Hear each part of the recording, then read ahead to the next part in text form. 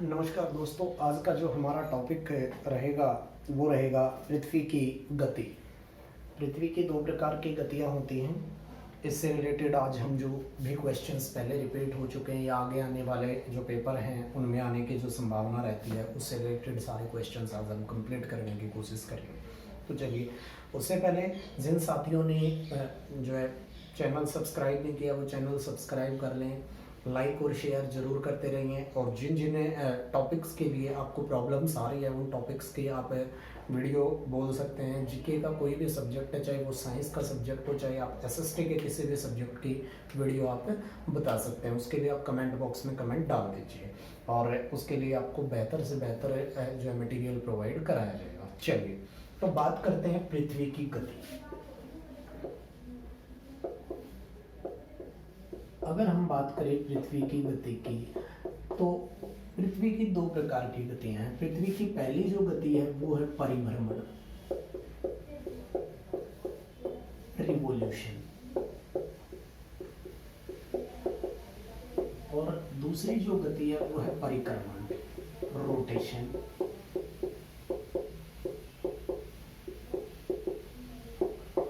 सबसे पहली चीज से, जब कभी भी आप जीके का कोई भी सब्जेक्ट पढ़ने जा रहे हैं तो आपका बेसिक्स जो होना चाहिए वो बेहतर होना चाहिए, क्योंकि जब कभी भी हम टॉपिक पढ़ने की कोशिश करते हैं तो हम ऊपरी चीज़ों को पढ़ लेते हैं, लेकिन क्वेश्चन जो पूछे जाते हैं वो डेप्थ से पूछे जाते हैं।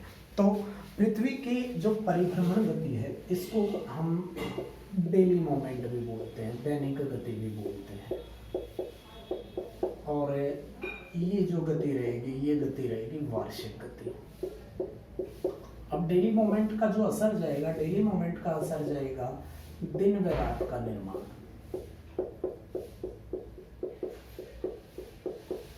और वार्षिक गति का जो मोमेंट जाएगा वो जाएगा मौसम बनने, ऋतु बनना। तो अगर हम इस चीज को देखें कि दिन और रात का निर्माण, तो पृथ्वी अपने अक्ष पर, सबसे पहले चीज बात करते हैं कि पृथ्वी जो है वो पृथ्वी का झुकाव, ये हमारी 0 डिग्री भूमध्य रेखा हो गई, और पृथ्वी का जो दूसरा हिस्सा है ये हो गया आपका 0 डिग्री लैटिट्यूड, सॉरी लॉन्गिट्यूड। ऊपर वाली ये 0 डिग्री लॉन्गिट्यूड हो गई और ये 0 डिग्री लैटिट्यूड हो गई। अगर हम देखें तो पृथ्वी इस तरीके से, ये 23.5 डिग्री अक्ष पर झुकी हुई है, और 23.5 डिग्री अक्ष पर झुका होने के कारण से ये अपनी कक्षा के साथ में 66.5 डिग्री का कोण बनाती है।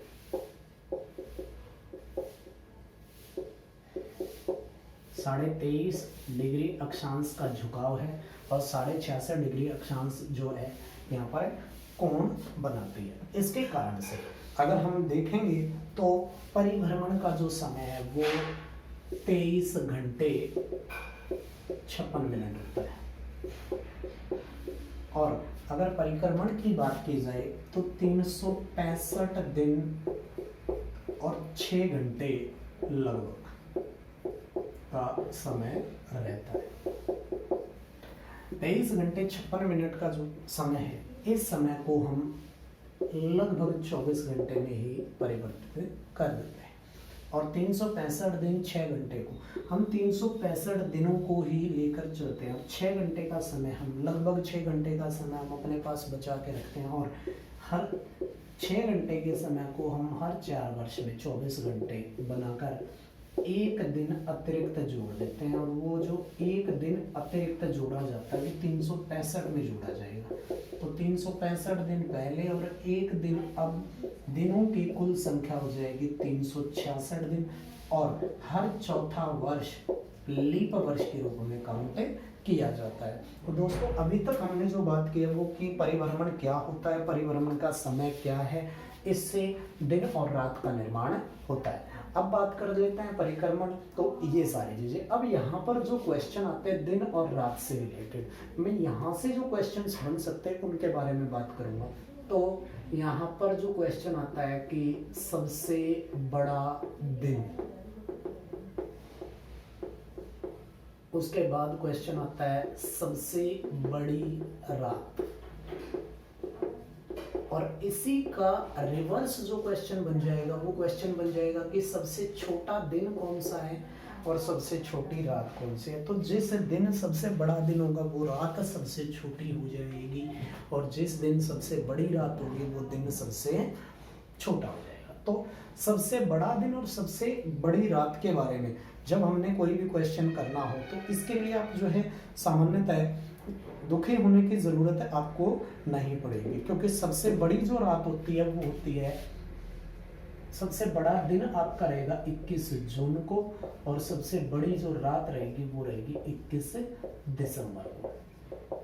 इस चीज को ध्यान में रखेंगे कि सबसे बड़ा दिन 21 जून, सबसे बड़ी रात जो है 21 दिसंबर। और इसी चीज को अगर हम यहाँ पर करें कि सबसे छोटा दिन तो 21 दिसंबर और सबसे बड़ी जो है सबसे छोटी रात तो 21 जून, वो रिवर्स हो जाएगा। अब एक चीज हम यहाँ पर और भी देखेंगे कि यहाँ पर एक क्रिया ऐसी होती है कि जब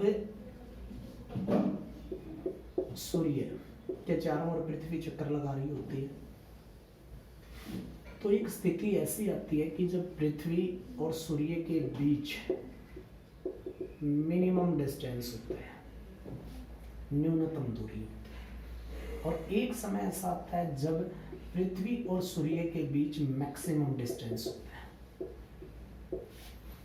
जो सबसे नजदीक, जब पृथ्वी सूर्य के सबसे नजदीक होती है और पृथ्वी सूर्य के सबसे दूर होती है।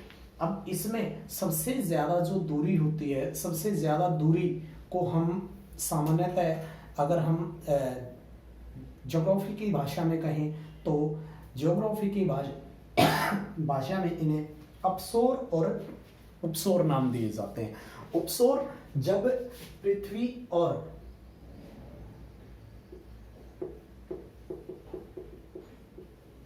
सूर्य के बीच में सबसे ज्यादा दूरी होती है, और इस सबसे जो नजदीक सबसे ज्यादा नजदीक जब होता है तो कहलाएगा उपसोर, और सबसे ज्यादा दूर जब होगी तो होगा अपसोर। और अपसोर का जो समय होता है वो रहता है आपका 4 जुलाई, और उपसोर का जो समय रहेगा वो रहेगा 3 जनवरी। इन क्वेश्चन को ध्यान में रखेंगे कि उपसोर और अपसोर, एपिहीलियन और पेरिहीलियन, ये दोनों क्रियाएं भी आपके यहाँ पर कंप्लीट हो जाती हैं। जब सबसे ज्यादा दूरी होती है वो 15 करोड़ किलोमीटर से ज्यादा होती है। तो इस चीज को हम ध्यान रखेंगे कि परिभ्रमण का समय 24 घंटे, सबसे बड़ा दिन 21 जून रहेगा, सबसे बड़ी रात 21 दिसंबर की रहेगी। पृथ्वी अपने अक्ष पर 23.5 डिग्री झुकी हुई है और कक्षा के साथ में 66.5 डिग्री का कोण बनाती है।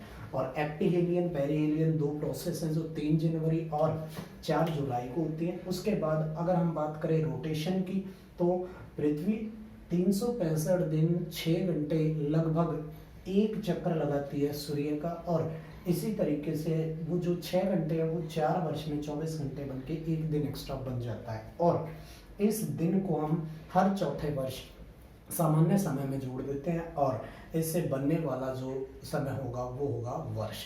अब पृथ्वी की इन्हीं गतियों के कारण से अगर हम बात देखें कि पृथ्वी की दो गतियां हैं कि एक तो है जी रोटेशन और दूसरी है रिवोल्यूशन, इनके कारण से जो घटनाएं होती हैं उन घटनाओं के बारे में हम ज़्यादा चर्चा करते हैं। चलिए सबसे पहली जो चर्चा करते हैं वो करते हैं कि सूर्य उदय और सूर्यास्त।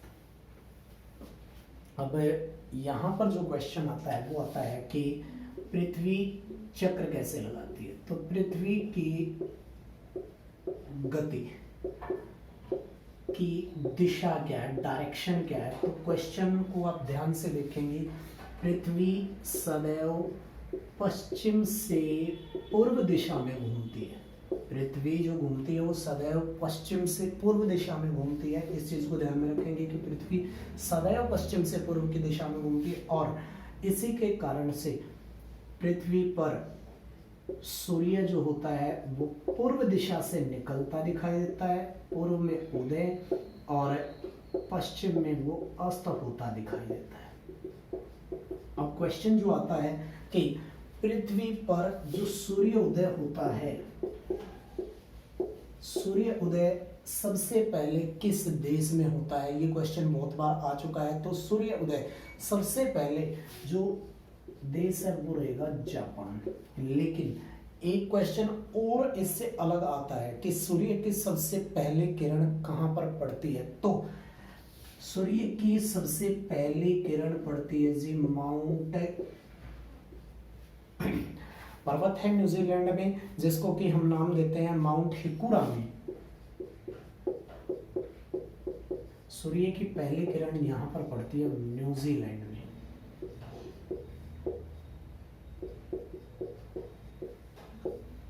माउंट हिकुरांगी पर सूर्य की पहली किरण पड़ती है। उसके बाद आता है कि सबसे बाद में सूर्यास्त। सूर्यास्त सबसे बाद में कहां पर होता है? तो आंसर रहेगा जी आपका हवाई द्वीप। हवाई द्वीप जो है वो अमेरिका में है। और अमेरिका में कौन से महासागर में स्थित है? तो आंसर आएगा जी प्रशांत महासागर में स्थित है। इस द्वीप पर सूर्यास्त सबसे बाद में होता है। इसके अलावा एक देश अन्य है समाओ। समाओ और हवाई द्वीप एक ही देशांतर पर स्थित है, तो लगभग दोनों का जो समय है वो एक जैसा ही रहता है सूर्यास्त का। समाओ देश पहले कभी ब्रिटेन के अधीन रहता था, लेकिन अब समाओ अपने आप में ही एक अलग से द्वीप है। तो इन चीजों को ध्यान रखेंगे। सूर्योदय सबसे पहले जापान में होता है और सूर्य की पहली किरण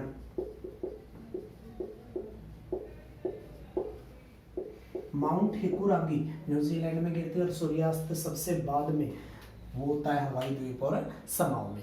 अब यहाँ पर अगर हम बात करें कि दैनिक गतियों के आधार पर तो ये सारी घटनाएं होती है। उसके बाद आती है परिक्रमण।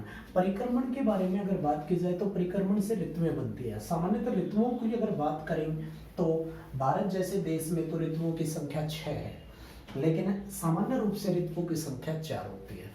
4 ऋतुओं के एक्स्ट्रा अगर हम बात कर लेते हैं तो एक महाद्वीप है हमारा अंटार्कटिका। अंटार्कटिका हमारे दक्षिणी ध्रुव पर स्थित है, पृथ्वी के दक्षिणी ध्रुव पर स्थित है। इसके अलावा अगर हम बात करें पूरे उत्तरी ध्रुव की बात, तो उत्तरी ध्रुव पर इन दोनों ध्रुवों पर 5 से 7 डिग्री अक्षांश तक की अगर बात की जाए तो केवल 2 ही ऋतु पाई जाती हैं। और 2 ऋतु होंगी, पहले ग्रीष्म ऋतु और दूसरी जो होती है वो होती है शीत ऋतु। यहाँ पर केवल 2 ही ऋतुएं रहती हैं, क्योंकि पृथ्वी की अगर संरचना की बात करेंगे तो पृथ्वी की संरचना इस तरीके से है। और भूमध्य रेखा से अगर हम चाहे उत्तर ध्रुव की ओर चले जाएं, नॉर्दर्न पोल, चाहे हम दक्षिण ध्रुव की ओर चले जाएं, दोनों में से हम किसी भी साइड जाते जाएं, उसी के अनुसार ऋतुओं का परिवर्तन होना शुरू होता रहता है। अब यहाँ पर जो होता है सूर्य की किरणें सीधी पड़ती हैं। परिवर्तन का कारण भी बता देता हूँ। सूर्य की सीधी किरणें पड़ती हैं और इसके कारण से यहाँ पर दिन और रात समान रहते हैं। भूमध्य रेखा पर दिन और रात का समय लगभग समान ही रहता है। उसके बाद जैसे जैसे उत्तर ध्रुव की ओर बढ़ते जाए, इस ध्रुव जो है गोलार्ध की बात करूं तो इस गोलार्ध में स्थल मंडल ज्यादा है, और अगर दक्षिण गोलार्ध की बात करूं तो यहाँ पर जल मंडल ज्यादा है।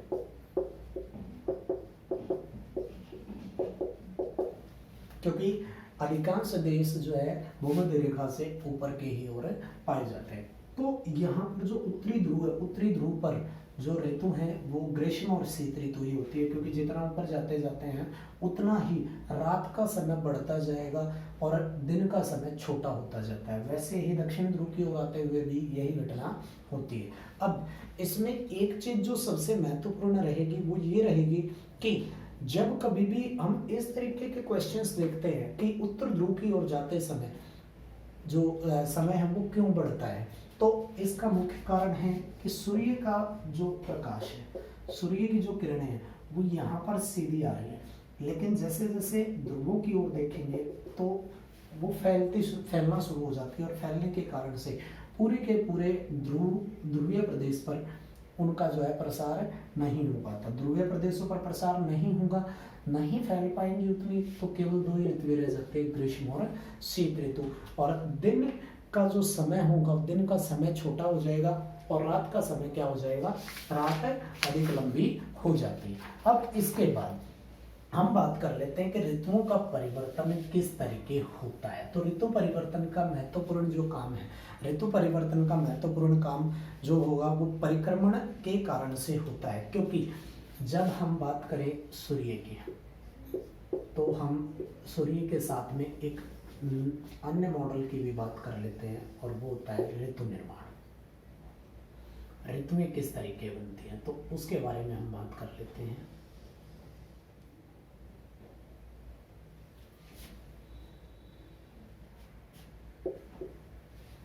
चलिए, ऋतु निर्माण के बारे में अगर बात की जाए तो मैं यहाँ पर बात करता हूँ, ये पृथ्वी की स्थिति है 21 जून की स्थिति।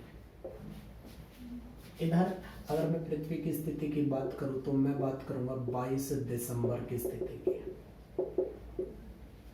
इसके बाद अगर मैं बात करूं तो नीचे यहाँ पर जब स्थिति होगी तो मैं बात करूंगा 21 मार्च की, और फ्रंट में अगर बात करूं तो 23 सितंबर की। ठीक है जी। अब इन्हीं चीजों पर हम जो बात करते हैं वो क्या रहेगी कि 21 मार्च यहाँ पर सर्वत्र दिन रात बराबर,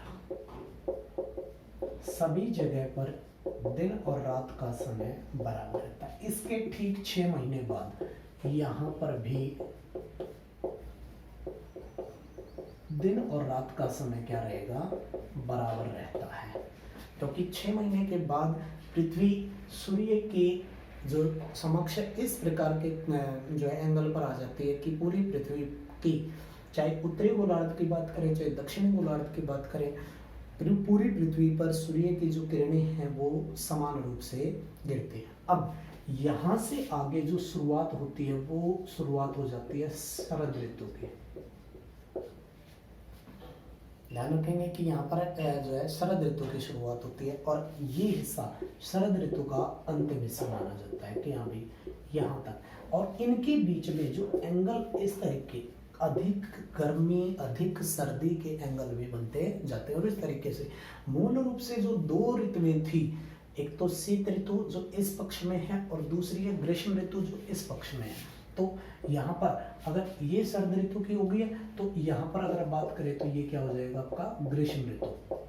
ठीक है, तो इस पक्ष को हम पढ़ते जाएंगे। और ग्रीष्म ऋतु उत्तरी गोलार्ध में ये जो हिस्सा है, इधर वाले हिस्से की अगर हम बात करें तो ये हिस्सा जो आपका रहेगा वो रहेगा उत्तरी गोलार्ध का, और इधर की अगर हम बात करें तो ये हिस्सा जो आपका रहेगा दक्षिणी गोलार्ध का। और अब अगर आप देखेंगे उत्तरी गोलार्ध में 21 जून के समय बहुत अच्छी गर्मी होती है, वैसे ही दक्षिणी गोलार्ध में 22 दिसंबर के समय पर बहुत अच्छी गर्मी होती है। और अगर बात की जाए 23 सितंबर की तो यहाँ पर शरद ऋतु इनकी इधर से प्रारंभ होती है, दक्षिणी गोलार्ध वालों की 23 सितंबर से शुरू होकर और रिवर्स चलेगी 21 मार्च तक। मीन्स 21 मार्च से शुरू होएगी और कहाँ पे जाके खत्म होएगी 23 सितंबर पर। हम लोगों के लिए शरद ऋतु जो उत्तरी गोलार्ध में 23 सितंबर से शुरू होगी और 21 मार्च पर आकर समाप्त होती है। तो उत्तरी गोलार्ध और दक्षिणी गोलार्ध में ऋतुओं का जो सीक्वेंस है वो एक दूसरे के ठीक है विपरीत होता है। अब यहाँ पर अगर बात करें तो 21 जून को सूर्य कर्क रेखा पर सीधा चमकता है,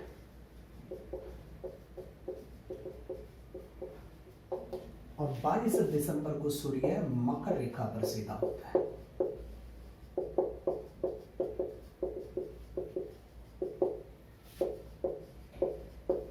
और मकर रेखा जो होती है वो 23.5 डिग्री साउथ होती है, और कर्क रेखा 23.5 डिग्री नॉर्थ पर है। इस बारे में हम अलग से एक टॉपिक में बात करेंगे जब मैं अक्षांश और देशांत रेखाओं को कंप्लीट करूंगा। अब सूर्य की जो ये स्थिति होती है, इन स्थितियों को जब सूर्य का जो प्रभाव हो वो दक्षिण की ओर हो तो उसको दक्षिणायन प्रभाव कहते हैं, और अगर सूर्य का प्रभाव उत्तरी गोलार्ध की ओर हो तो उत्तरायण प्रभाव कहते हैं। सूर्य का प्रभाव, दक्षिणायन जो प्रभाव है वो 178 डेज रहता है, और 187 डेज रहेगा, और ये 178 डेज रहता है। दक्षिणायन प्रभाव में और उत्तरायण प्रभाव में फर्क होता है। तो ये जो हमारा रहेगा, ये रहेगा हमारा पृथ्वी की गतियां। और इन्हीं गतियों के साथ साथ अगर हम बात कर लें कि पृथ्वी की इन गतियों का प्रभाव और क्या पड़ता है, तो पृथ्वी की इन्हीं गतियों के कारण से एक चीज और कंप्लीट होती है, वो होती है ज्वार भाटा। ज्वार भाटा में 3 चीजें काम करती है। ज्वार भाटा में 3 चीजें कौन कौन से काम करेंगी? सबसे पहली चीज काम करेगी चंद्रमा का गुरुत्वाकर्षण, जो कि पृथ्वी की अपेक्षा 1/6 है। उसके बाद दूसरी जो बात चीज काम करेगी वो करेगी सूर्य का गुरुत्वाकर्षण।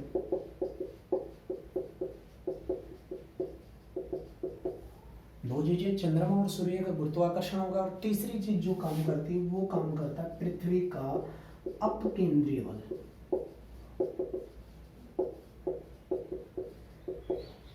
ठीक है, और इन तीनों चीजों के मेल के कारण से जो उत्पत्ति होती है वो उत्पत्ति होती है ज्वार भाटा की। अब इसमें एक चीज ध्यान रखिए, जब समुद्र का जल चंद्रमा और सूर्य के गुरुत्वाकर्षण के बल के कारण से ऊपर की ओर चला जाए तो वो स्थिति होती है ज्वार की।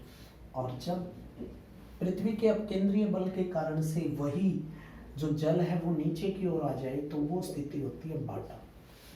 एक समय पर किसी भी स्थान की अगर हम बात करें तो अधिकतम एक समय पर 2 बार ज्वार भाटा आता है। अगर ऑथेंटिक समय की बात की जाए कि एक ज्वार से दूसरे ज्वार के बीच में, मतलब दूसरी बार जो ज्वार आएगा तो दूसरी बार ज्वार जो आने का समय होता है वो समय होता है 12 घंटे और 26 मिनट। ये 26 मिनट क्यों है? इसका मुख्य कारण है कि पृथ्वी का जो झुकाव है वो 23.5 डिग्री अक्षांश पर है और चंद्रमा का जो झुकाव 5 डिग्री अक्ष पर झुका हुआ है। इसके कारण से ये जो समय होता है इस समय का परिवर्तन होता है। अब विश्व में सबसे ऊंचा जो ज्वार भाटा आता है वो कनाडा में आता है। सबसे ऊंचा ज्वार भाटा, सबसे ऊंचा ज्वार कनाडा, और कनाडा में स्थान है फंडे की खाड़ी। फंडे की खाड़ी में सबसे ऊंचा ज्वार आएगा जो कि 16 से 18 मीटर ऊंचाई तक होता है। अगर भारत की बात की जाए तो भारत में सबसे ऊंचा ज्वार किस स्थान पर आएगा? तो भारत में सबसे ऊंचा ज्वार जो आता है वो कच्छ की खाड़ी में आता है। लेकिन भारत में जो ज्वार आता है वो सामान्यतः 4 से 6 मीटर ऊंचा ही होता है। ये हो गई स्थिति से भारत में सबसे ऊंचा ज्वार, और ये स्थिति हो गई है विश्व में सबसे ऊंचा ज्वार। तो कनाडा की फंडे की खाड़ी में 16 से 18 मीटर ऊंचाई का ज्वार आता है। इसके अलावा एक स्थान साउथहैम्पटन, दोबारा से ध्यान दे लेंगे, एक स्थान है साउथहैम्पटन, विश्व की एकमात्र जगह है जहां पर एक दिन में 4 बार ज्वार आता है। और इसका कोई भौगोलिक कारण अभी तक स्पष्ट नहीं है, लेकिन साउथहैम्पटन में 4 बार ज्वार आता है। और साउथहैम्पटन किसके नजदीक है? टेम्स नदी के नजदीक है, इंग्लैंड में। इस स्थान पर विश्व में 4 बार ज्वार आता है। तो इस तरीके से अगर आप देखेंगे कि विश्व का सबसे जो ऊंचा ज्वार है वो कनाडा की फंडे की खाड़ी में, भारत में सबसे ऊंचा ज्वार जो आता है वो कच्छ की खाड़ी में आता है जिसकी ऊंचाई 4 से 6 मीटर रहती है। 4 बार ज्वार वाला स्थान जो रहेगा वो रहेगा साउथहैम्पटन। इसके अलावा कि सूर्य सीधा मकर रेखा पर कब चमकता है? तो 22 दिसंबर को चमकता है, जब 21 जून को सूर्य कर्क रेखा पर सीधा चमकता है। अब इन्हीं चीजों के साथ साथ में एक क्वेश्चन और क्लियर कर लेना चाहूंगा यहाँ पे। 21 जून से रिलेटेड एक क्वेश्चन जो आजकल बना हुआ है, 21 जून को विश्व योग दिवस मनाया जाता है। क्योंकि इस बारे में हम डिटेल से बात कर लेते हैं कि 21 जून को ही विश्व योग दिवस क्यों मनाया जाता है। इसके अतिरिक्त भी अन्य दिन है कि 21 जून को ही क्यों मनाते हैं। तो ये चीज ध्यान रखेंगे कि 21 जून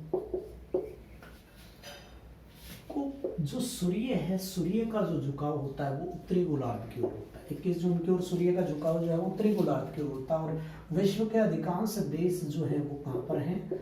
उत्तरी गोलार्ध में है। विश्व की जो ज्यादातर जनसंख्या है वो उत्तरी गोलार्ध में ही निवास करती है। इसके कारण से 21 जून का महत्व जन सामान्य के लिए अधिक है। और 21 जून को विश्व योग दिवस मनाने की जो सिफारिश है, विश्व योग दिवस मनाने की जो सिफारिश है वो प्रधानमंत्री नरेंद्र मोदी जी ने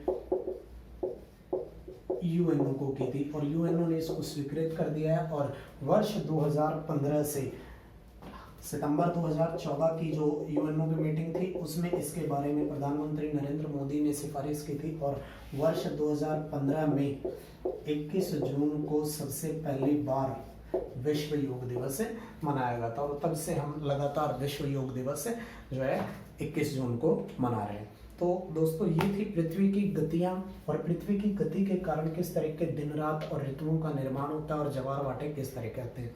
वीडियो को लाइक करें, शेयर करें और कमेंट बॉक्स में वो टॉपिक्स जरूर दें जिन टॉपिक्स के वीडियो आपको चाहिए। धन्यवाद।